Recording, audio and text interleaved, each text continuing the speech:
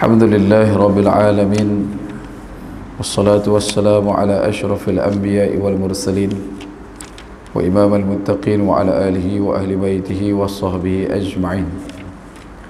أشهد أن لا إله إلا الله وحده لا شريك له، وأشهد أن محمدا عبده ورسوله لا نبي بعده. إن الحمد لله نحمده ونستعينه ونستغفره، ومن شرور أنفسنا ومن سيئات أعمالنا، من يهده الله فلا مضل له ومن يضلل فلا هادي له. سبحانك لا علم لنا إلا ما علمتنا إنك أنت العليم الحكيم، وتب علينا يا مولانا إنك أنت التواب الرحيم. اللهم إنا نسألك فهم النبيين وحرز المرسلين وإلهام الملائكة المقربين. اللهم أغننا بالعلم وزينا بالحلم وأكرمنا بالتقوى وجملنا بالعافية. نويت تعلم بالتعليم وتذكر بالتذكير ونفع والانتفاع والإفادة والاستفادة والحث على التمسك بكتاب الله وسنة رسوله ودعاء إلى الهدى ودلالة على الخير، ابتغاء وجه الله وقربه ومرضاته وثوابه لله تعالى. قال الله تعالى في الكتاب العزيز بعد أعوذ بالله من الشيطان الرجيم: رب اشرح لي صدري ويسر لي أمري واحلل عقدة من لساني يفقهوا قولي، رب اجعلني مقيم الصلاة ومن ذريتي ربنا وتقبل دعاء. Amma ba'd. Alhamdulillah, teman-temannya dan selama-lamanya kita rafa'kan syukur kehadrat Allah Subhanahu wa taala dengan faham, sedar dan segar bahwasanya Allah Jalla yang menciptakan langit dan bumi serta apa yang ada di antara keduanya dengan kekuasaan mutlak milik Allah dan ketunggalan Allah Subhanahu wa taala. Seterusnya selawat serta salam ke atas junjungan besar baginda Nabi sallallahu alaihi wasallam, manusia menjadi asbab musabab paling utama dan mulia sehingga kita diberikan kebaikan, kita dihimpunkan dalam ketaatan, diberikan pinjaman iman dan Islam sampai ke malam ini. Masih lagi berada di awal bulan Rejab. Moga-moga Allah Subhanahu wa taala berkati bulan ini dan disampaikan kita insya-Allah sampai ke bulan Ramadan. Allahumma barik lana fi Rajab wa Sya'ban wa ballighna Ramadan. Allahumma barik lana fi Rajab wa Sya'ban wa ballighna Ramadan. Allahumma barik lana fi Rajab wa Sya'ban wa ballighna Ramadan. Insya-Allah. Amin. Dan perbanyakkan oleh kita untuk berselawat ke atas baginda Nabi sallallahu alaihi wasallam.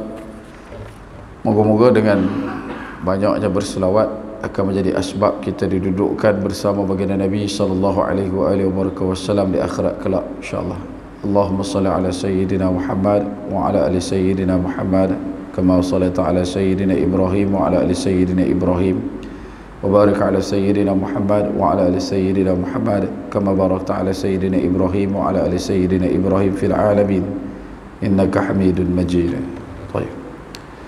Tuan-tuan sidang hadirin muslimin mukminin rahimakumullah sekalian, insya-Allah pada malam ini bagi mengisi ruang masuknya waktu isyak, tuan-tuan, kita akan sambung perkongsian daripada kitab Madza ya'ni Intima'il Islam daripada Fadilatul Syekh Fatihyakan pada tajuk kedua terakhir pada bab berkenaan dengan apa yang disebutkan mengetahui pemusatan amal Islam. Tiga tajuk terakhir pada bab tu untuk menutup tajuk 2.7 sebelum masuk tajuk last 2.8. Pada malam ini akan dibincangkan berkenaan dengan gerakan Islam adalah gerakan yang bersifat universal atau bersifat alami. Satu perkara lagi yang mesti jelas kepada mereka yang beramal dalam gerakan Islam, amal-amal Islam itu mestilah mencapai peringkat alami, baik dari sudut kesedaran, perencanaan dan tanzim. Dalam kesemua keadaan gerakan Islam tidak seharusnya merupakan seruan-seruan yang lantang di tempat-tempat tertentu tetapi tidak kedengaran di tempat yang lain. Dilihat dari sudut kandungan fikrah Islamiyah dan kandungan akidah Islamiyah, Islam adalah satu sistem universal melewati batas kedaerahan, perkauman, keturunan dan bahasa. Sistem yang mempunyai keluasan ruang lingkup dasar-dasar pokok syariat di samping memiliki sifat fleksibel dalam pelaksanaannya. Keadaan ini menjadikan Islam sebagai satu sistem yang tunggal dalam kemampuannya merangkumi dan menyelesaikan masalah hidup manusia dalam semua peringkat keadaan dan juga tempat. Kesejahteraan dakwah Islamiyah dapat dilihat dari perkembangan masyarakat Islam yang meluas sehingga mencakup sebahagian besar dunia. Dalam keadaan yang sama, dakwah ini masih tetap terpelihara dalam bentuk kesatuan pimpinan di semua negara. Kesejahteraan amal untuk Islam adalah satu perkara yang daruri dan pasti. Selain daripada itu, kesejahteraan ini adalah wajib jika dilihat dari sudut prinsipnya, kerana kita sedang hidup dalam satu zaman yang mana menghadapi permasalahan juga bersifat universal, dan ia bukan takat universal daripada segi sudut kekuatan, bahkan juga pada haluan fikrah, mazhab dan juga ideologi. Semua urusan dan permasalahan manusia tali menali antara satu sama lain. Demikian juga kedudukan geografi negara-negara di dunia. Dengan keadaan yang seperti ini, amat sukar untuk bergerak dan beramal tanpa mengambil perhatian berat terhadap faktor-faktor alam keliling, kekuatan yang wujud, zahir batin, masa depan, zaman silam, kedaerahan dan kesejahtertaannya. Dengan meneliti satu masalah yang paling kecil atau muskilah setempat, akan dapat membuktikan bahawa permasalahan dan muskilah itu adalah mempunyai sebab latar belakang dan faktor luarannya. Penelitian ini juga akan dapat membuktikan betapa pentingnya tindakan positif dan prosedur yang bersifat antarabangsa untuk menyelesaikan masalah dan muskilah tersebut.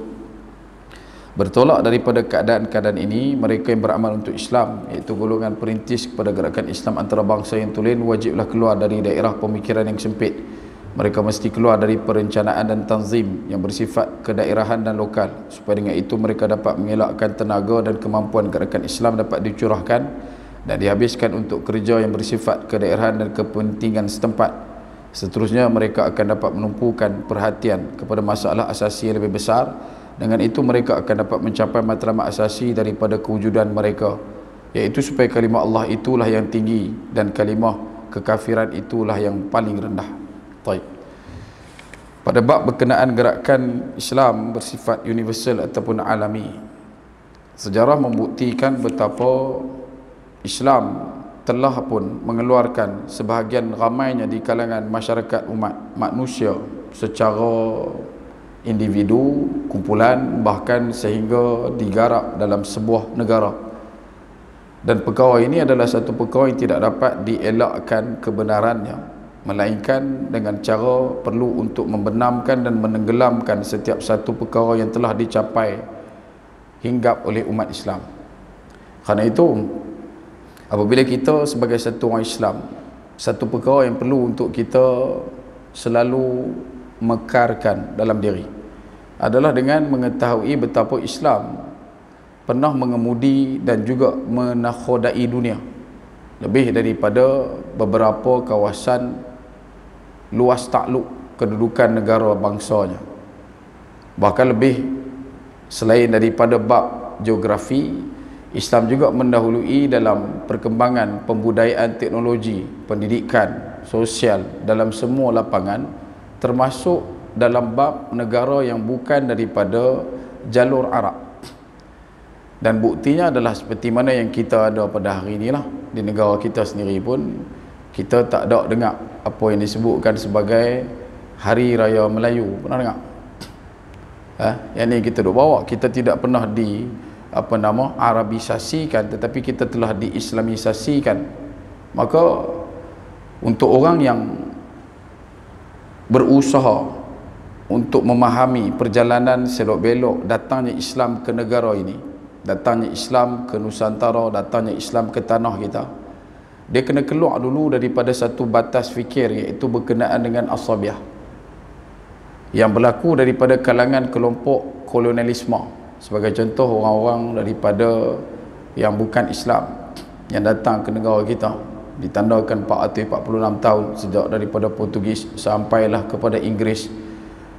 Semua yang ada kandidat tersebut adalah kelompok-kelompok yang meranapkan apa yang dimiliki oleh umat ini, dan kemudian mereka membina peradaban dan diletakkan label-label mereka. Islam tidak.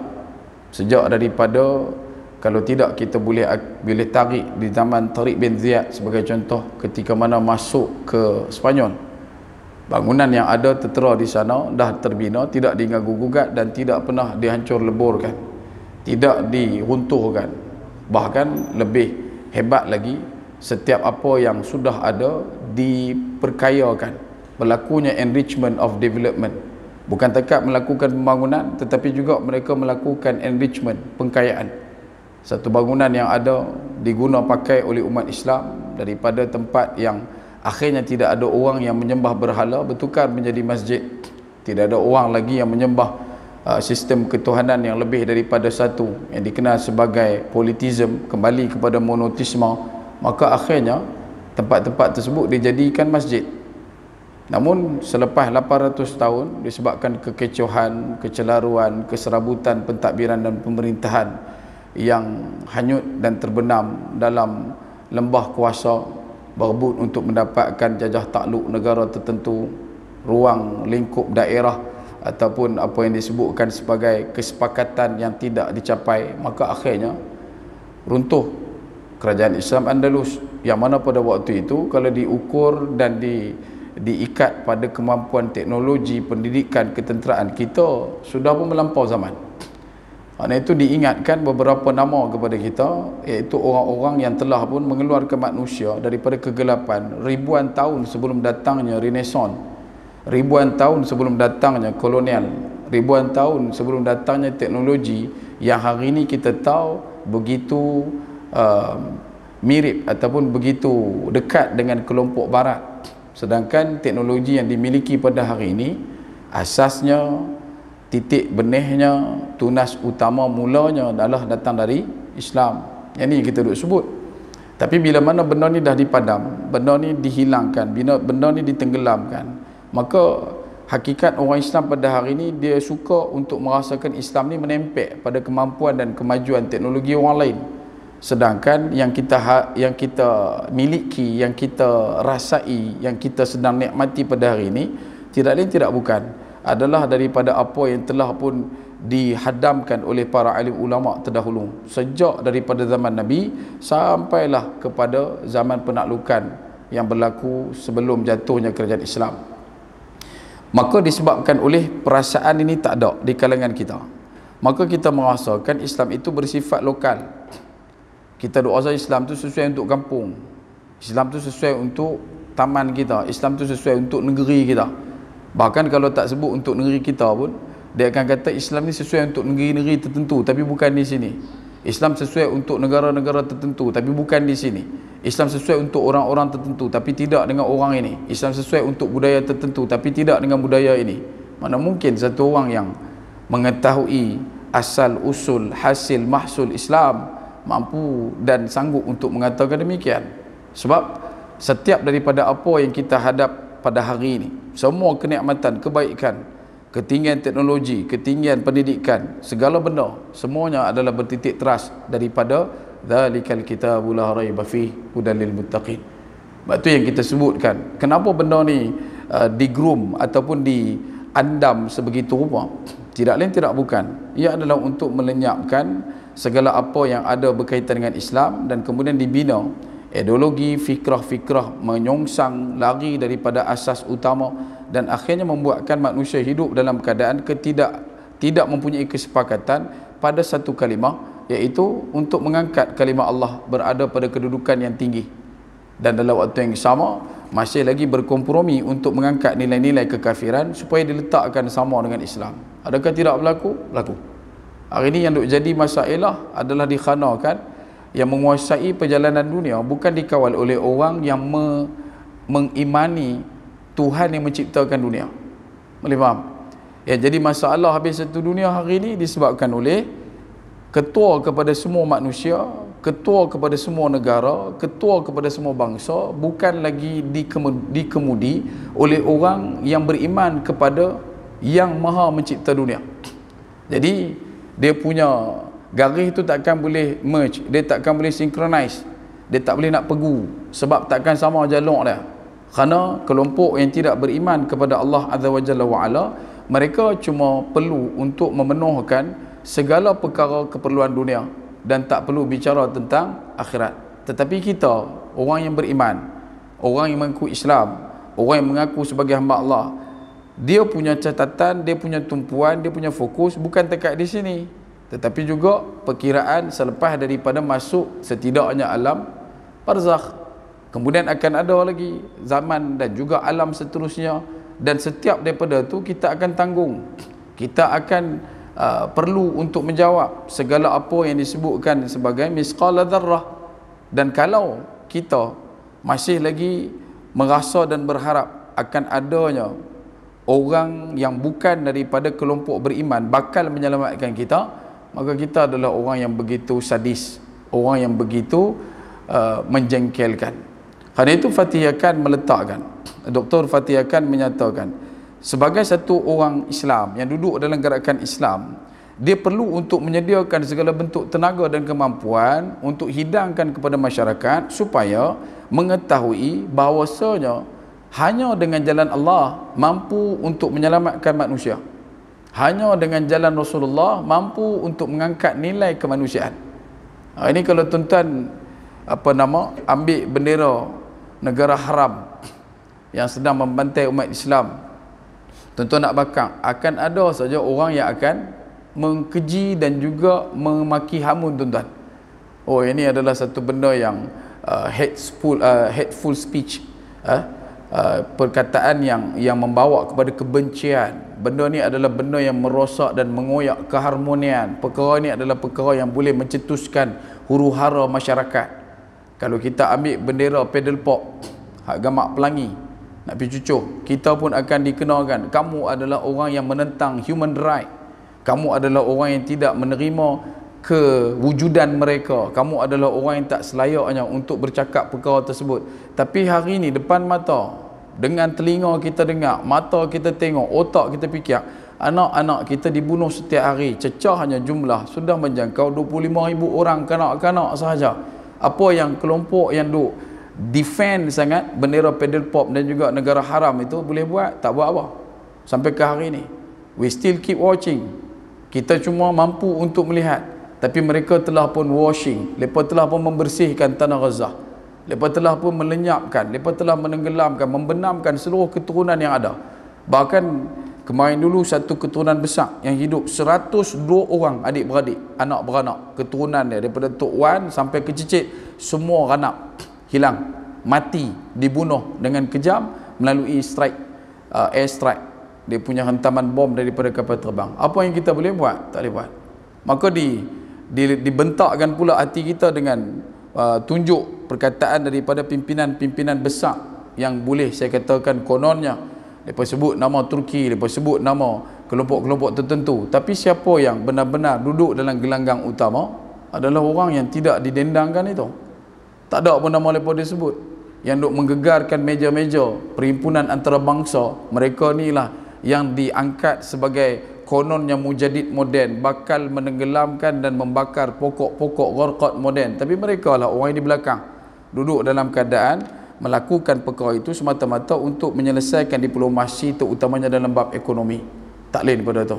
Tapi kita masih lagi lena duduk dalam keadaan bergentayangan faham kita mengatakan nanti akan main, nanti akan main. Apa jawapan yang mungkin kita mampu untuk jawab depan Allah Azza wa Jalla wa Ala, sedangkan doa untuk kita tadahkan tangan sebaik-baik tadahan pun tidak kita panjat puncakkan kepada Allah untuk diberikan bantuan kepada saudara kita. Apa mungkin jawapan yang paling baik untuk kita hadap, tunjuk, angkat muka kita depan Allah Azza wa Jalla wa Ala? Apa beza darah mereka dengan darah kita? Apa beza syahadah mereka dengan syahadah kita? Sehingga kita tak mampu untuk membantu ataupun mengirimkan sepucuk doa yang paling tajam. Moga-moga Allah Ta'ala hentikan dan akhirkan segala macam kerosakan kemanusiaan ini. Manusia dihidangkan dengan segala macam bentuk kehancuran sekiranya dunia ini dikawal selia dan tata kelolanya jatuh kepada kelompok yang tidak beriman.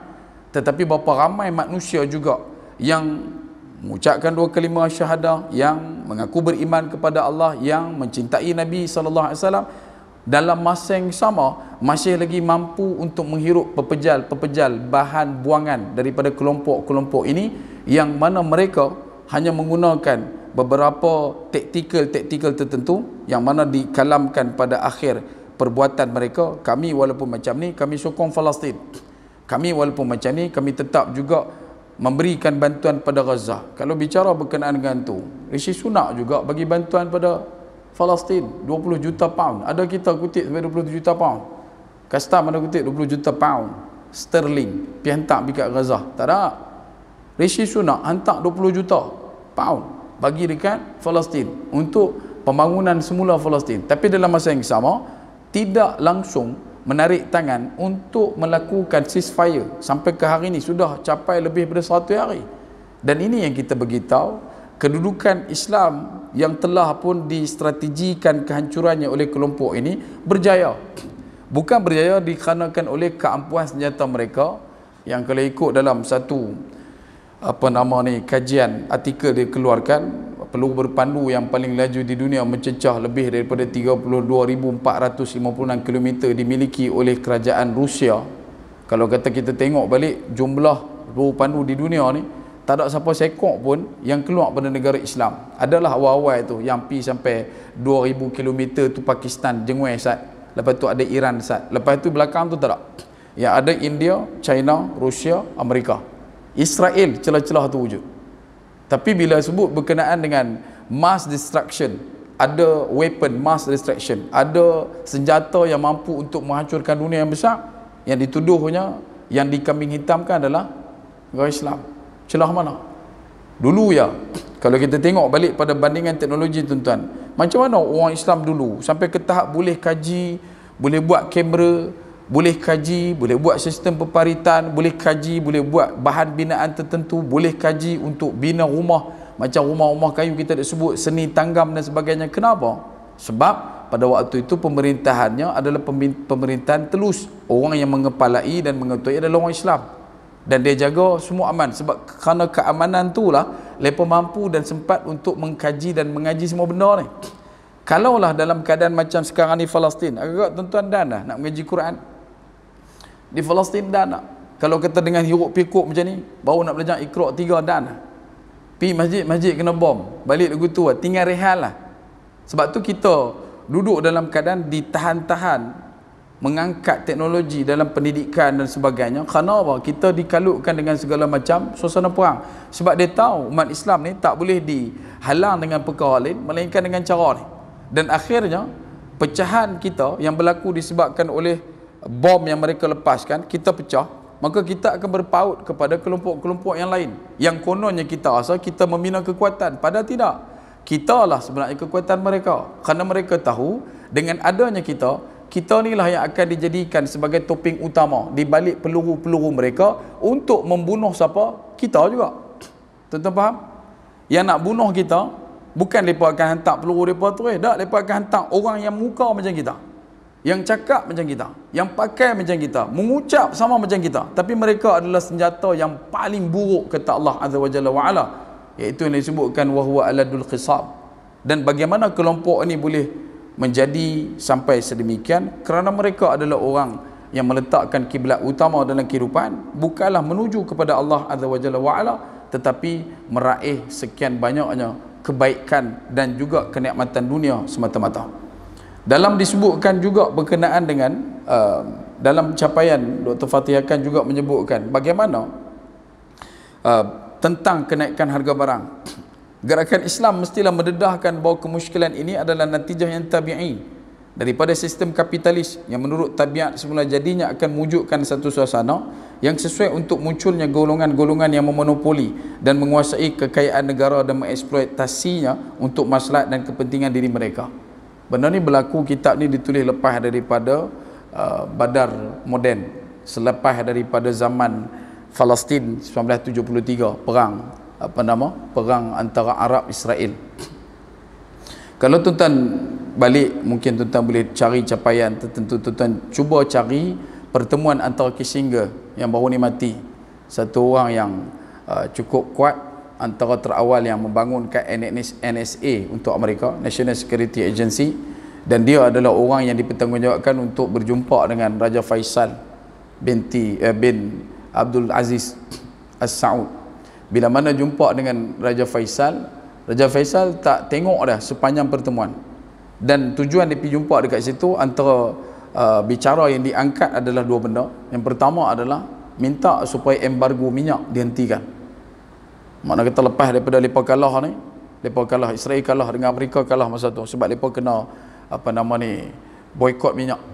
Kerajaan Saudi pada waktu tu dengan 5 buah negara Arab, 9 buah negara Afrika dan 1 negara Amerika Latin kenakan satu penahanan ataupun boikot penjualan minyak kepada Amerika dan Israel sampai melutut mereka kepada Arab Saudi.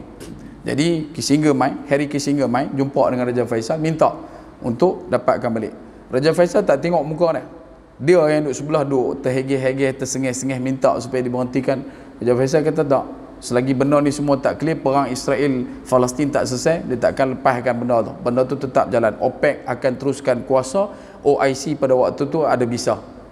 Yang kedua dia minta, dia kata Kissinger minta supaya Arab Saudi hentikan penanaman gandum di beberapa kawasan sebab selain daripada sekitar penuh di kawasan utara Madinah. Dia minta supaya penanaman gandum dihentikan pada zaman tahun 74. Raja Faisal kata tak, yang ni untuk food security, untuk Mekah, untuk Madinah pada waktu tu, untuk Saudi. Jadi Kissinger bagi cadangan, dia kata kalau kamu hentikan penanaman gandum, Amerika nanti yang akan menghantar gandum.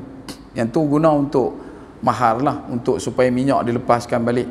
Namun Raja Faisal tidak melayan benda tu, kan? Tak percaya tanya Tuan Faisal. Ada Tuan Faisal pula ni, kan? Jadi bila dah jadi begitu, apa berlaku tuan-tuan? Akhirnya balik Kissinger dan dia buat satu wawancara di lapangan terbang Riyadh pada waktu tu, dan dalam dia punya press conference dia beritahu, pertemuan kali ini adalah unsuccessful, tidak berjaya. Dan memang dia tahu benda ni adalah satu benda yang memalukan dia sebagai wakil kata Amerika. Maka bila dia balik, maka dilakukanlah khutbah, satu strategi yang paling hina, dan akhirnya selang beberapa waktu Raja Faisal telah pun mati dibunuh. Dalam waktu yang sama, selepas beberapa bulan, akhirnya pemboikotan tersebut diangkat. Badan yang dibina, satu agensi yang dibina untuk melakukan pemboikotan peringkat antarabangsa yang dirintis oleh Raja Faisal dan juga kerajaan Syria pada waktu itu, dibantu oleh Mesir, juga turut dilupuskan. Jabatan tu terus ditutup, tak ada siapa buat dah. Dan lepas pada tu tak ada lagi dah nampak Saudi pernah bangkit untuk menentang Amerika ataupun Israel sampai hari ini. Di saat umat Islam kita berhadapan dengan hidup dan mati, mereka buka peluang dan ruang untuk orang yang tidak beriman, tak Islam, buat satu kunjungan ke bandar Nabi kita, Madinatul Munawwarah. Dalam waktu yang sama ada umat Islam saja yang tak pernah sampai lagi. Ada jutaan lagi umat Islam tak pernah sampai, tapi yang disambut dan yang diraikan adalah orang yang tidak beriman. Sedangkan benda itu dulu tak ada. Ini adalah alasan daripada apa? Ini kita sebut hari itu berkenaan dengan The Abraham Accord tahun 2020. Dan sebab itu jangan jadi pelik lah kenapa munculnya Imam Al-Mahdi. Maka yang akan diperangi dulu adalah orang Arab, bukan Jerlun. Dia bukan main kacau orang Penang ke apa dah. Dia kacau orang Arab dulu, Jaziratul Arab. Pasal apa? Kita akan nampak nanti kemuncak kejahilian, yang mana pada waktu yang sama Syam akan berbalik kepada Syam, dan Mekah Madinah pada waktu itu akan berhadapan dengan segala macam kerosakan, baik daripada segi sosialnya, budayanya, ekonominya, sampai kepada pemerintahan. Sebab itu bila kita sebutkan tentang apa yang dikatakan contoh kenaikan barang oleh Fadlatul Syekh Fatih Khan, betapa gerakan Islam mesti usaha untuk beritahu benda ni berlaku disebabkan oleh supply and demand, isu kapitalis yang berlaku di peringkat global. Bukan takat dulu kita kata minyak gula naik harga sebab perang di Vietnam, maka kita pun berkat gelak, kononnya kita lah yang terpaling geopolitik dunia, kita lah orang yang paling faham diplomasi, ekonomi dan sebagainya. Tetapi bila mai perang Ukraine dan juga Rusia, terduduk tersanak kita. Bila ayam dan telur meningkat harga. Begitu juga bila mai dalam bab Palestin dan juga Israel, betapa berlakunya rencatan dan renjatan ekonomi untuk beberapa sektor utama. Bahkan bila mana kita usahakan untuk melakukan satu usaha penahanan duit kita, kita tahan harta kita daripada disalur sumbangkan kepada kelompok-kelompok yang membantu kelompok laknat membunuh saudara kita di Palestin, maka bunyi riang-riang dalam hutan yang tak bercampur dengan orang beritahu kata usaha untuk melakukan penahanan harta tersebut tidak memberikan kesan. Kemarin dikeluarkan satu release statement daripada satu syarikat yang menyediakan makanan segera, betapa mereka mengalami penyusutan yang amat buruk sepanjang tempoh tak sampai 5 bulan. Daripada bulan 10 sampai bulan ni, mereka punya kadar kerugian mereka tu lebih daripada 2 tahun punya kerugian. 2 tahun punya rugi campur 2, dapat kerugian untuk 5 bulan ni. Maka itu adalah satu penanda dan petanda pada kita, kita boleh bangkit tanpa mereka, kerana mereka melakukan perkara yang kita tak mau boleh berbuat. Begitu juga dengan satu syarikat yang menyediakan minuman yang begitu hebat, terkenal di dunia, bahkan di Mekah, Madinah pun ada dia punya kedai. Apa dia sebut? Sepanjang tempoh hujung tahun lepas sampai bulan 1, mereka telah melakar kejayaan terbaru kerana mencatat kerugian mencecah 11 bilion USD untuk worldwide. Dan mereka pun beritahu dalam statement tu, minta supaya negara haram laknat ini hentikan serangan supaya dapat kembali kepercayaan. Tapi normal lah, kita lah ni macam bila sebut Palestin dia macam dia lambat sikit. Kalau tidak dulu sebut Palestin pantang, tak bagi takbir pun hinggut tentang masjid lah, uyuk ranak belakang bubuh save Palestin. Tengok dia beratok beli awal kata hari ni ada combo kan, hari ni ada tu yang free, yang ni free, ni pun lepas jual pula, kalau beli ni dapat tu. Lepas siap bagi bahasa kita menganjing, lepas jual cawan. Jual cawan tu dia bubuh gambar tembikai. Nak abang kata mereka juga adalah orang yang tak ada asal apa. Dalam waktu yang sama nak pergi buka pula cawangan lagi berapa ratus tau di negara di Malaysia sebagai contoh. Jadi sebab tu jangan faham dengan bahasa marhain untuk menangkap bicara kapitalis ni. Mereka adalah satu sesumpah yang memasukkan tangan mereka ke dalam papet-papet tertentu untuk dimainkan kekat kita.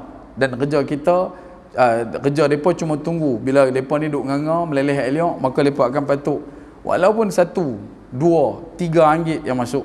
Tapi ketahuilah betapa dengan nilai yang kita tahan itu daripada setiap seorang. Kalau di Malaysia setiap orang lelaki tak beli, kita ada 17.5 juta orang lelaki, orang perempuan 15.9 juta. Sebab tu baru ni kita cerita berkenaan dengan jumlah lelaki dan perempuan nanti ramai, kata Nabi seorang akan jaga 50. Hak lelaki jangan buat mata bersinar sangat. Mata cing dia jadi lagu tu. Pasal apa? Wish, lelaki seorang jaga 50, amat dahsyat ni. Macam mana nak menikah? Dia pikir lagu tu dah lambat bang.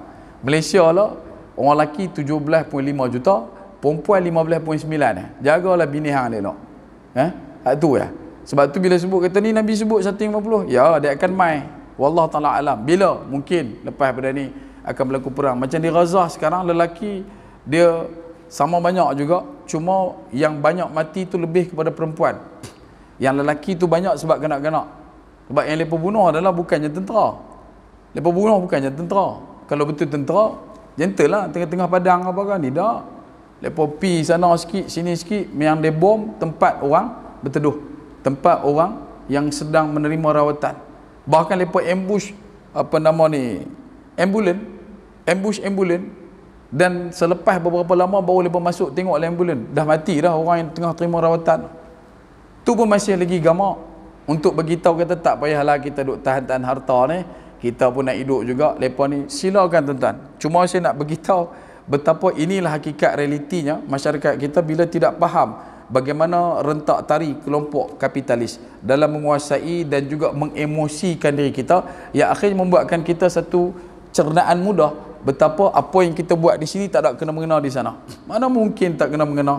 Takkan mungkin tak ada kena mengena. Kalau tak ada kena mengena, kenapa perlu kepada tambatan wang? Kalau tak ada kena mengena, kenapa perlu kepada comparison currency? Kalau tak ada kena mengena, kenapa perlu kepada KDNK, kasar dan sebagainya? Kenapa? Sebab ada kaitan. Dia ada tautan dekat situ. Sebab itu penting untuk kita faham betapa kelompok ini adalah kelompok yang mengayak kita supaya kekal jatuh daripada lubang-lubang ayakan tersebut, yang mana orang yang menentang mereka itulah yang masih kekal di dalam ayat, manakala yang mengikut mereka sudah pun tenggelam dalam pemahaman mereka sendiri, dan di situ adalah kelompok yang lembut dan lunak hati kononnya, dan mereka inilah orang yang up to date, orang yang lebih sesuai untuk hidup di zaman lah. Kalau kata kita bercakap demikian, kita bercakap seperti mana hari ni kita bercakap, kamu adalah orang yang kolot, kamu adalah orang jumud, kamu adalah orang yang tak boleh campur dengan orang lain. Siapa yang tak boleh campur dengan orang lain? Siapa yang tak mampu untuk bergabung dengan orang lain? Cuba buka dalam setiap inci kilometer dunia, tak mana negara yang tak ada umat Islam, semua ada. Dan cuba buka dalam relung sejarah, negara mana yang ketuanya adalah Islam dan di bawahnya adalah orang yang tak Islam, dan mereka melenyek dan menghancurkan orang yang tidak Islam. Sila buka, cari. Kalau jumpa pun, bukakan dalam skala kapasiti 2.2 juta yang dibunuh setiap hari, ada ke tidak? 1.8 juta yang ditahan di dalam tahanan, ada ke tidak? Ada ke tidak yang dibunuh sampai 400,000 dalam masa beberapa bulan? Ada ke tidak yang anak-anak mereka dibunuh setiap hari? Setiap 1 jam 6 orang kanak-kanak dibunuh di Palestin. Setiap 1 jam. Maksudnya cecahannya satu hari lebih daripada ratusan anak-anak kita dibunuh. Dan bukan dibunuh itu dalam keadaan bukan accidentally, tidak, tetapi memang dicari untuk dibunuh. Bahkan dalam mereka punya report, bila mana kita baca, terkejut kita bila mereka beritahu antara kemuliaan ataupun kemenangan, kehebatan mereka adalah mampu untuk membunuh infant, baby. Bukan budak-budak tu sangat, budak-budak tu ada juga lah point, tapi baby tu adalah satu benda yang besar. Kerana itu bila mereka masuk hospital Nasr, mereka tinggalkan incubator, tidak diletakkan charge elektrik dan sebagainya, dan dibiarkan bayi meninggal dunia dalam keadaan yang begitu menyayat hati. Dan siapa yang bakal menjawab segala persoalan ini? Maka kita kena faham betapa zaman kita yang kita sedang hidup hari ini adalah kita ditekan untuk menerima inilah akibatnya kalau menentang mereka. Dan begitu jugalah bila mana disebutkan oleh Fadlatul Syekh Fatih Khan di muka surat 217 dalam mengemukakan masalah Palestin misalnya. Gerakan Islam mestilah menunjukkan sungguh-sungguh betapa gagalnya sistem yang memerintah, gagal dalam usaha menyediakan tempat dan perasaan sedia berjihad pada jalan Allah, dan gagal dalam usaha mengembalikan bumi yang telah dirampas. Gerakan Islam juga mestilah menanamkan keyakinan, kepercayaan dan kebanggaan bahawa hanya Islamlah satu-satunya manhaj yang mampu menyedia dan membentuk umat yang sanggup menghadapi segala bentuk cabaran dan mencapai kemenangan dalam semua medan pertarungan. Kekuatan gerakan Islam mestilah sentiasa ditumpukan untuk memerangi sistem-sistem ciptaan manusia yang memegang kuasa. Kekuatan ini juga mestilah ditumpukan kepada polisi, kaedah, titik tolak yang asasi bagi sistem-sistem tersebut, dan gerakan Islam mestilah mengawasi setiap langkah yang boleh menyebabkan sistem-sistem itu hidup lebih lama, mengawasi langkah-langkah yang tidak menjadi punca kepada kehancuran dan ketumpasan sistem-sistem Islam. Dalam bab sistem ketenteraan, kaedah pengiraan tentera umat Islam adalah tidak pernah dicuit langsung pada bab majority, dominant, komplot ataupun orang kata apa, menguasai jumlah, tidak. Tentera Islam diajak dan juga dibentuk dalam memahami betapa bantuan Allah adalah satu perkara yang boleh diraih oleh orang yang benar-benar beriman, bukan pada jumlah kuantitinya tetapi lebih daripada hakikat kualitinya. Dan dalam setiap tampilan siri perang, kita dihadapkan daripada 8 siri operasi sebelum berlakunya Badar Al-Kubra. Ia bukan berkisar tentang jumlah ramai ataupun sedikit untuk mencapai menang. Sebab Al-Faizin, perkara yang disebutkan sebagai kejayaan, adalah datang dari siapa? Allah. Siapa yang bagi menang? Siapa yang bagi menang? Allah. Siapa yang bagi berjaya? Allah. Bila kita tahu kerja menang, berjaya itu milik Allah, kerja kita apa dia? Liyabluwahum ayyuhum ahsanu amala. Bila kamu minta tolonglah dengan sebenar-benar permohonan pertolongan. Sebab tu perang Badar 300 menentang 1000. Menang Allah Ta'ala berikan kepada umat Islam. Perang Uhud macam mana pula? Perang Uhud kan kita kalah pada bahasa manusia yang beralamat dunia. Tetapi kalau dia letakkan alamat dia di akhirat, maka dia akan nampak kejayaan. Rupanya ramai diangkat sebagai syuhada. Bukankah syuhada juga adalah kejayaan? Sebab tu kita hari ini diragut. Yang kata mati syahid tu adalah sebahagian daripada kewajiban untuk kita rasa dan kemuncak kepada kenikmatan amalan. Benda tu tak ada, kan? Kok lah lepas main katuk pintu kat luar tu. Menteri Pertahanan main masuk kat tepi ni, guna sword ke apa, pecah masuk. Dia kata semua duk ada ni, jom kita pergi perang Palestin. Kita boleh pergi lah. Dia kata saya pergi. Kan? Tapi kalau ikut pun, nak pergi pun susah juga pasal saya ni ada anak kecil, dia sekolah esok Jumaat. Kalau Sabtu boleh kan? Hari Sabtu boleh dia kata. Tak apa, Ahad kan, lepas tu balik hari lah. Ingat apa? Ingat Padang Serai. Kan? Ada yang jenis cerdik sikit, dia kata kalau nak pergi boleh, tapi syarat untuk mujahidin ni dua. Satu, kena dapat redha mak bapak. Yang kedua, kena settle hutang. Expander bawa keluar. Tak settle ke hutang. Kerajaan kata tak apa. Hutang expander kami tolong bayar. Bukan takat expander, boxer semua tolong bayar. Apa yang penting apa kena pergi lah. Dia kata mak pak saya kena dapat redha. Balik minta redha mak pak. Tak boleh, mak pak meninggal. Hak ni mau dapat Starlight dengan botol 1.5 liter. Bukan guna jari. Boleh faham tak tuan? Sebab tu kita dah ditarik. Sebab siapa yang kata benar ni? Janji Nabi.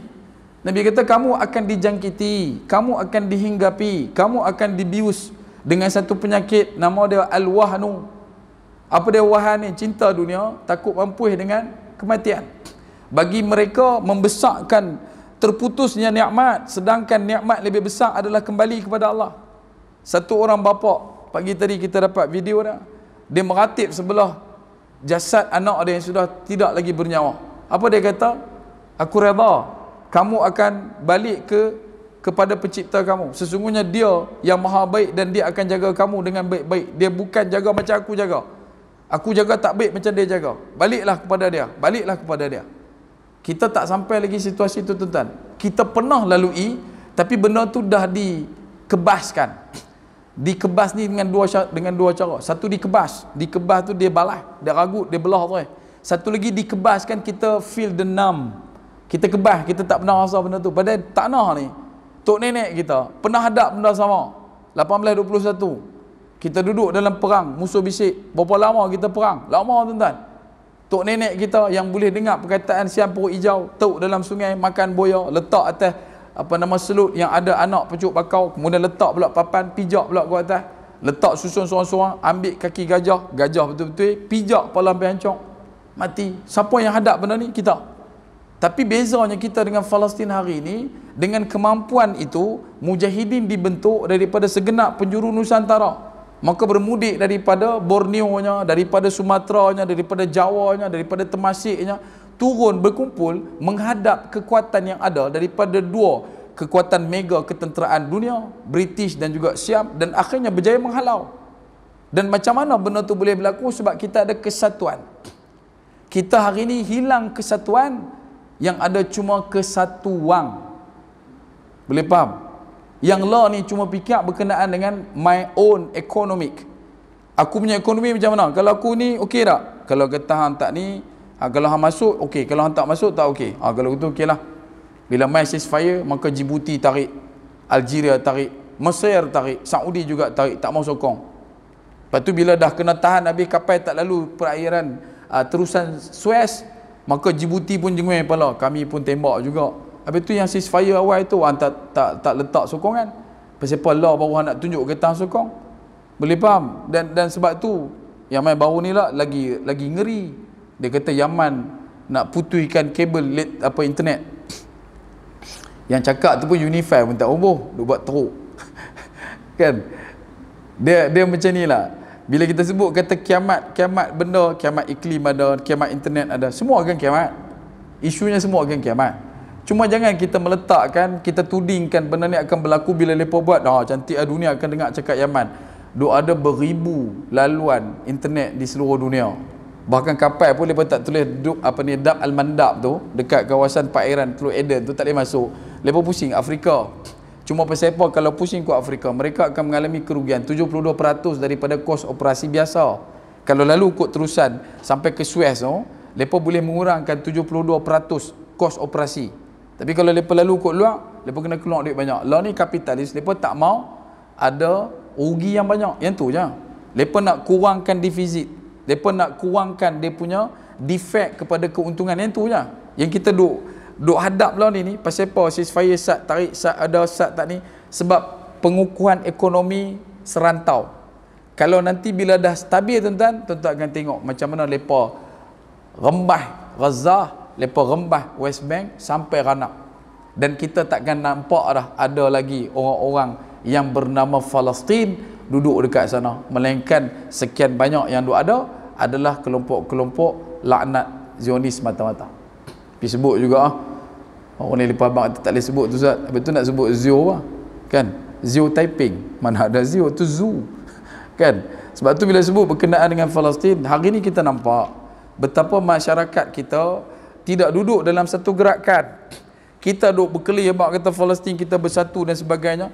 Dalam waktu yang sama, yang kita duk cerahkan balik untuk diletakkan pada neraca timbang fikir seluruh masyarakat Islam, cerita pasal dia ni betul ke menikah seorang lagi, dia ni betul ke kata dekat bangsa ni, dia ni betul ke orang yang masuk makan benda yang haram, yang tu yang dibincangkan.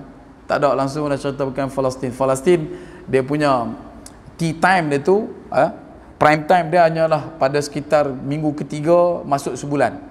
Lepas tu bila ceasefire, semua pakai ceasefire. Habis ceasefire tu semua ruyuk, macam tak ada lah cyber trooper ke apa ke, keyboard warrior ke apa ke, tak ada lah. Semua pakai ruyuk, ranap lagu tu lah. Mereka ingat tu, kan dah gencatan senjata. Dia ingat gencatan senjata tu habis perang lah, dah.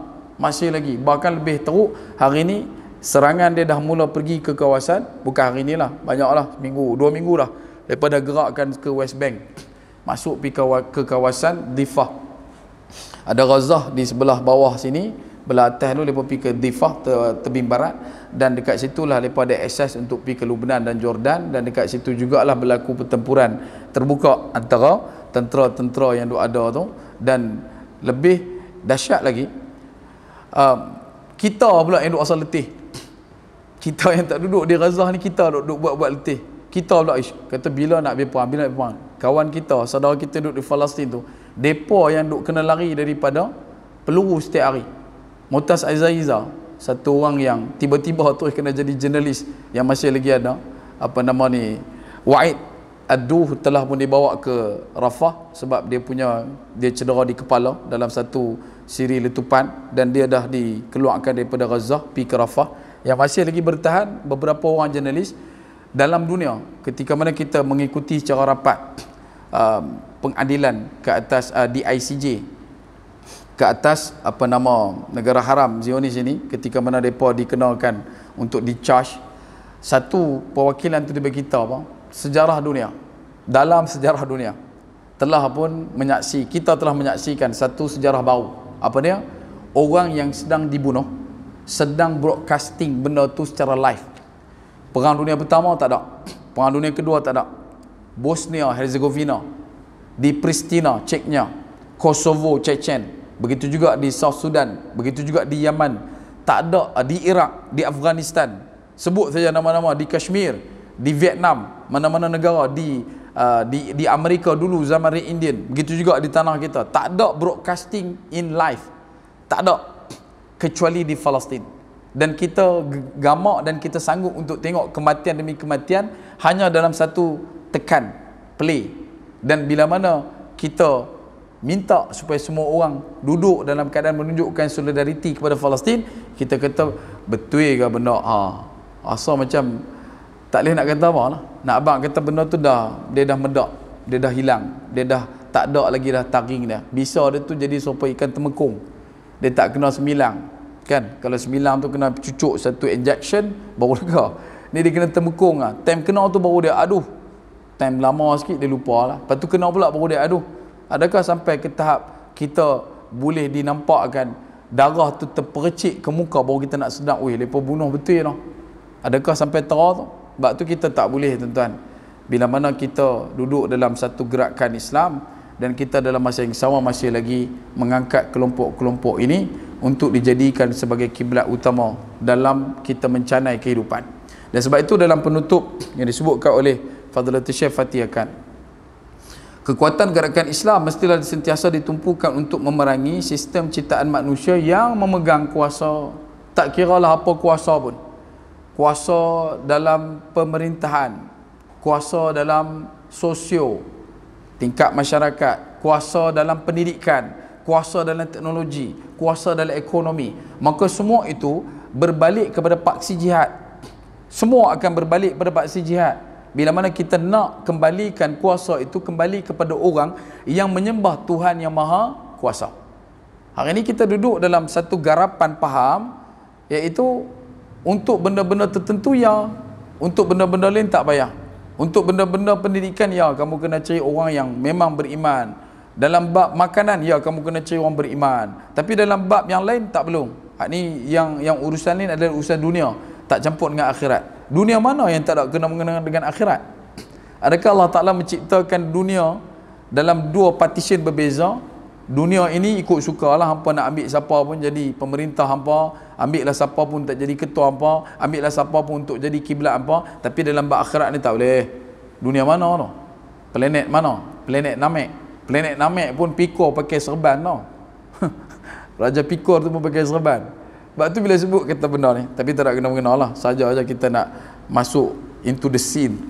Cuma nak abang, bila mana setiap daripada kita rasakan usaha untuk mengembalikan tampuk pemerintahan, tampuk kuasa, penguasaan kepada semua polisi itu berbalik pada umat Islam, maka ia perlu pada gerakan yang agresif, sama ada dengan jalur dakwahnya, sama ada dengan jalur tarbiyahnya, ataupun mujahadah pada kelompok kekuatan yang kita ada. Bukanlah kata sebut jihad ni semua duk nampak jihad ni satu macam, semua jihad tuan. Yang ni kita sebut kenapa Nabi rihal, Nabi letak kena ziarah 3 buah masjid, Masjidil Haram, Masjid Nabi, Masjidil Aqsa. Masjidil Haram fitrah kemanusiaan, fitrah kehambaan akan direset, untuk reset fitrah kehambaan. Masjid Nabi untuk reset fitrah kasih sayang kepada Nabi. Sebab tu orang bila pergi Masjid Haram, bila dia nampak Kaabah, kebiasaannya lah, kalau dia tu orang yang normal, bukan kata yang tak normal, tak lah, kebiasaan lah, majoriti lah kita boleh katakan, ramainya tu bila nampak Kaabah, automatik air mata dia akan mengalir, air mata dia akan bergenang, air mata dia akan meleleh, tak tahu pasal apa. Dan waktu tu dia akan teresak menangis pasal slipper kena curi ke tak, menangis sebab kaki kena pijak ke tak, menangis sebab teringat kat anak ke tak, menangis sebab teringat laki tak, menangis sebab apa? Rasa kerdilnya dia di hadapan Allah Azza wa Jalla wa Ala. Betul tak betul? Kita rasa benda tu. Yang kedua, Masjid Nabi satu tempat untuk kita reset balik fitrah kecintaan kita kepada Nabi sallallahu alaihi wasallam. Sebab tu bila pi Masjid Nabi, macam mana pun kita akan pi ke Radah. Dan kebiasaannya lah, kalau kata sebelum pi, selepas pi, kita akan memperbanyakkan balik selawat. Betul? Mesti akan banyak selawat. Dulu tak pun, dulu selang seli, la tak, selawat tu selalu. Dulu selang seli, la selalu. Pasal apa? Sebab dia dah reset balik. Tahu reset kan? Dia ni balik, dia start balik. Dan kenapa pergi Masjidil Aqsa? Masjidil Aqsa adalah tempat untuk kita reset balik jihad. Betapa kita akan duduk, paling tidak pun tentu akan rasa sedikit dia punya remang kawalan tu. Kita akan rasa betapa ketatnya undang-undang menjaga dan mengawal. Kita nak masuk situ, sampai kita ada sahabat kita pergi tu, dia tengok muka janggut apa tak ada, dia tanya Islam ah? Islam ah? Fatihah? No, Yahudi tanya. Di kita nak pergi Masjidil Aqsa, kita tak ada lah janggut banyak sangat. Lepas tu kena tahan tanya, dia tak pergi mana? Masjidil Aqsa. Dia tengok tebal, muka tak macam muka Arab, muka tak macam muka orang beriman, Yahudi lah. Dia tengok, kemudian dia kata Al-Fatihah. Kawan tu baca Fatihah. Lepas baca Fatihah baru dia lepas. Kan? Lepas tu Fatihah jangan lupa. Saya pergi habang kat Yahudi tak, Fatihah tak ingat Alham tau. Yahudi tu balik Alham pun Alham lah. Yahudi mana? Dia abang atas Yahudi mabuk elok. Satu poskut dengan apa? Elok. Sebab tu bila pergi ke Palestin, dia punya reset pada jihad tu kita akan all out. Dia akan tiba-tiba main. Kita kata kita akan jadi satu orang yang aku akan membebaskan Palestin. Aku akan jadi orang yang membuka kembali Palestin. Dia akan tengiang balik nama Salahuddin Al-Ayyubi. Dia akan teringat balik Uthmaniyah. Dia akan teringat balik Sayyidina Umar, Umar. Bagaimana perjanjian Sayyidina Umar. Bagaimana kita ni umat Islam menjaga Baitul Maqdis, Alia Kapitolina, Yerusalem dalam keadaan tidak ada kesusahan dan juga kerosakan yang berlaku. Biang-biang bangsa tak ada. Antara bangsa kaum tak berlaku apa-apa di waktu Islam jaga. So benda tu dia akan meningkatkan semangat jihad kita. Sebab tu 3 masjid ni kena pergi. 3 masjid kena pergi. Masjidil Aqsa, Masjid Nabi, Masjidil Haram. Jadi jangan Masjid Haram tak pergi pula. Aku 3 masjid ni aku pergi. Masjid lain haram tak pergi dah. Ini kalau tuan-tuan nanti insya-Allah dalam sedikit masa kita akan kembali untuk mengimarahkan kembali Masjidil Aqsa insya-Allah. Amin.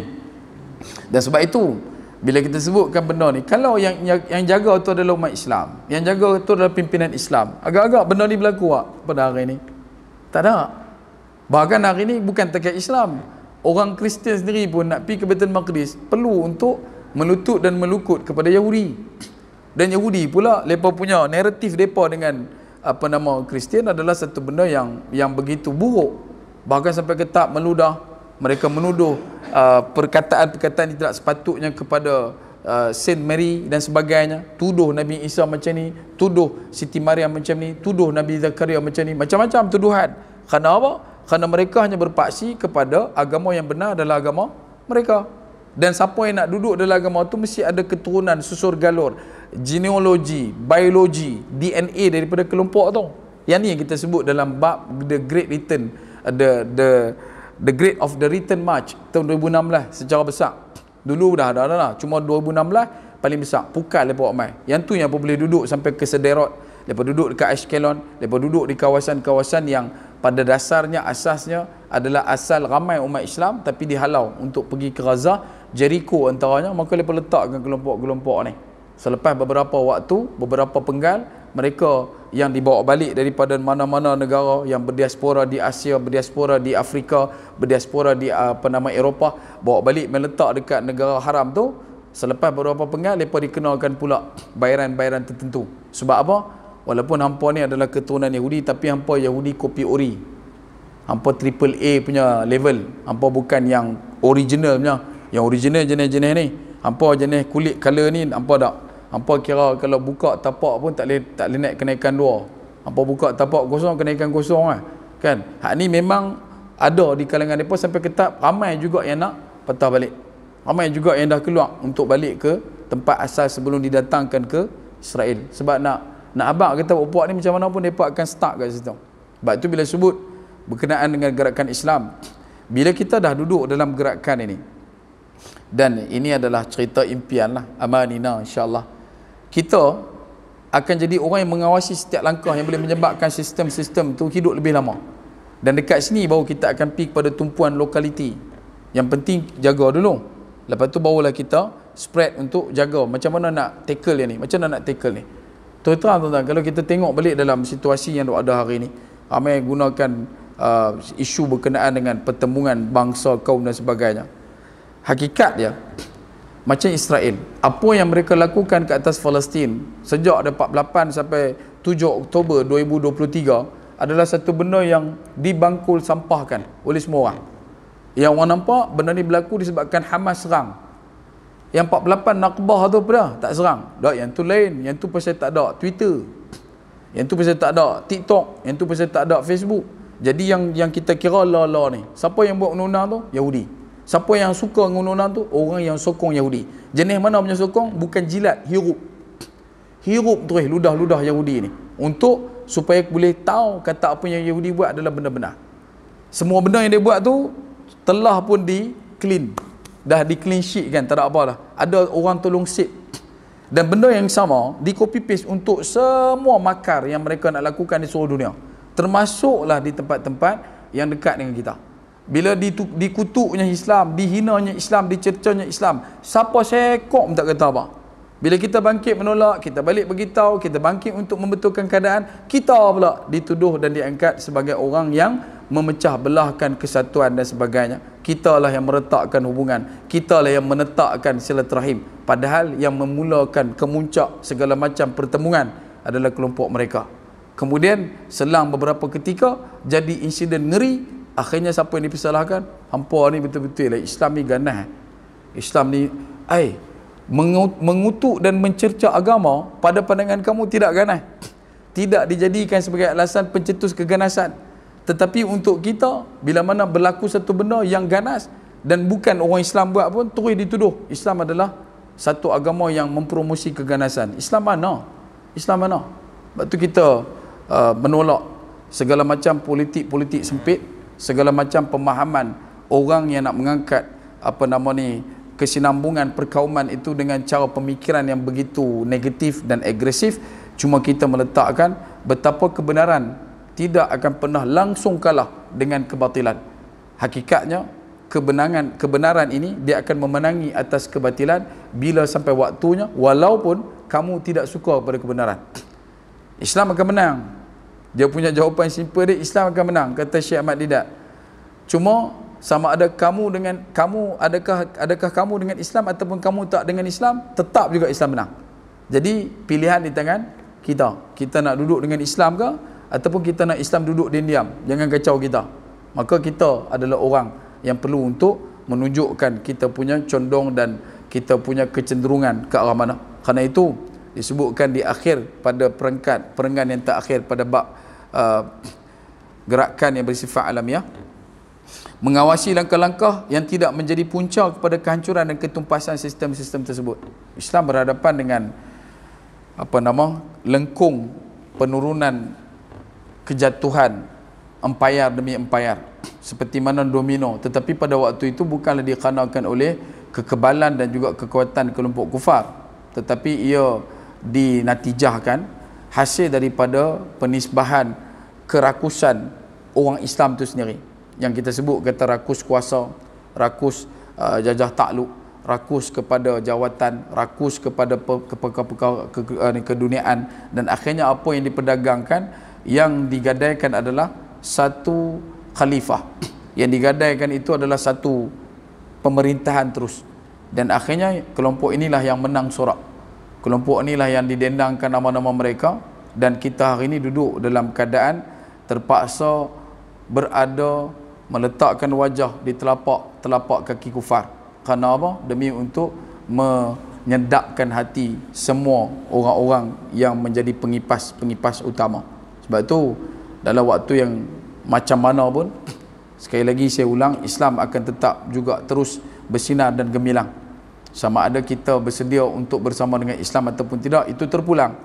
Jangan tunggu mati untuk kita berubah, tetapi berubahlah untuk mati, kata Tunku Mat Rizam, kan? Jangan kita tunggu nak mati baru berubahlah untuk kita menemui kematian. Dan hakikat kehidupan ini, kalau kita buat kebaikan, jangan pernah mengharap penghargaan, sebab penghargaan ini cuma akan mampu untuk kita raih bila berlakunya perpisahan, sama ada perpisahan sementara ataupun hakikat. Kerana itu hari ini kalau tuan-tuan tengok, banyak bunga diletakkan di kawasan kubur, bukan di rumah kenduri. Banyak orang berpelukan di airport, bukan di rumah kenduri. Rumah kenduri jarang jumpa orang berpelukan, tapi di airport ramai orang berpelukan. Begitu juga dengan doa. Tak ramai orang berdoa dengan bersungguh-sungguh di masjid surau, tapi banyak berdoa dengan bersungguh-sungguh di hospital, di depan-depan wad, di depan-depan dewan bedah. Kenapa? Sebab manusia ni, dia hanya akan menghargai segala apa yang ada bila dia mula diketuk dengan bunyi-bunyi perpisahan. Bila mana dia diketuk dengan cuitan perpisahan, masa itulah baru dia akan buat semua benda tu. Tapi kalau kata tak ada benda tu, jangan harap lah. Jangan doa haraplah bunga, jangan doa haraplah kata nak peluk, jangan doa haraplah nak doakan kita, melainkan bila duduk dalam risiko perpisahan. Sebab tu dalam kala akhir ini, kalau ada kebaikan mohon tolong sebar lebarkan, kalau ada keburukan mohon tolong jauhkan. Bab kata patah sedap makan dikunyah-kunyah, sedap kata diulang-ulang. Bulan Rejab adalah bulan lipat ganda ganjaran pahala kebaikan, kata Imam Al-Baihaqi dalam kitab Syu'abul Iman. Jadi kalau buat kebaikan, bulan ni akan double lah, kan? Kalau buat bacaan Quran 10 hasanat, 10 ganjaran, maka dia akan jadi double. Sedekah 700 akan double. Kalau bulan Sya'ban, dia akan jadi 60 ke 70 kali ganda. Tapi jangan duk fikir kalau itu bulan panah, bulan ni tak payah. Bulan ni double bang, bulan ni tak payah. Hang duk buat apa teruk. Kita buat bulan depan lah. Jangan lagu tu hai mangkar. Kita kena start lah pada ni, sebab tapak tu kena ada dah. Keterujaan seorang hamba, dia adalah orang yang meneliti dan menanti ketibaan waktu-waktu perdana dalam situasi ibadah. Orang yang baik datang salat adalah ketika mendengar azan. Tetapi orang yang tidak perlu dipertikaikan kebaikan adalah yang datang sebelum azan. Tetapi perlu untuk dirisaukan kebaikan bila datang terlalu sangat awal daripada waktu azan. Azan pukul 6, dia datang pukul 3 pagi. Kan? Maka kena pergi bagi salam tepuk belakang sikit, main ubah masjid surau pukul 3 pagi. Kan? Ini maksud saya kalau dia main pukul 5 okey lah. Makna kata dia teruja untuk beribadat. Begitu juga dengan Ramadan. Maka kita nak kena standby pada bulan Rejab. Kalau kata boleh puasa ranap daripada 1 Rejab balas sampai hujung Syaban. Kalau kata tak boleh, ambil tengah ni sampai rapat masuk bulan Syaban. Tak boleh juga ambil lah sikit-sikit, saki baki, wushi-wushi bulan Rejab, ambil 1-2, lepas tu sambung dengan bulan Syaban. Dan bila mana masuk bulan Ramadan, lipat gandanya akan mencecah lebih dari 1000 kali. Bahkan lebih besar kata Imam An-Nawawi, ganjaran pahala itu hanya ada dalam genggaman takluk Allah Azza wa Jalla wa Ala. Tak ada siapa pun tahu. Dan ramai manusia bila mana duduk di timbangan mizan, dia akan terkejut. Dia akan terkejut yang amat besar bila mana Allah Ta'ala angkat sebegitu besar gudang industri pahala yang pernah dilakukan. Dan bila ditanya pahala apa besar kan ni? Pahala apa berlambak kan? Nala rekut kan ramai. Ya betul, takkan aku kot. Kan? Dia duduk fikir lagu tu kan. Allah kata ni lah pahala puasa. Pasal apa pahala puasa banyak sangat? Pasal pahala puasa ni aku punya. Bukan ada kiraan, dia tak ada. Dia punya orang kata apa? Diagram. Ada measurement tak ada. Puasa tak. Tapi kena puasa lillahi ta'ala. Sebab itu bila sebut kata bulan Rejab, kita minta moga Allah Ta'ala berikan kekuatan, Allah Ta'ala berikan kemampuan sama sampailah bulan Syaban dan juga bulan Ramadan. Dan jika buat kerabu perut, jangan diperah 5 perut. Jika baik tolong diturut, jika buruk jangan diikut. Akhir kalam, sekecil-kecil ikan pasti ada isinya, sebesar-besar ikan pasti ada tulangnya. Aqulu qawli hadha astaghfirullahal azim wa lakum. Wassalamualaikum warahmatullahi wabarakatuh. Wallahu taala a'lam.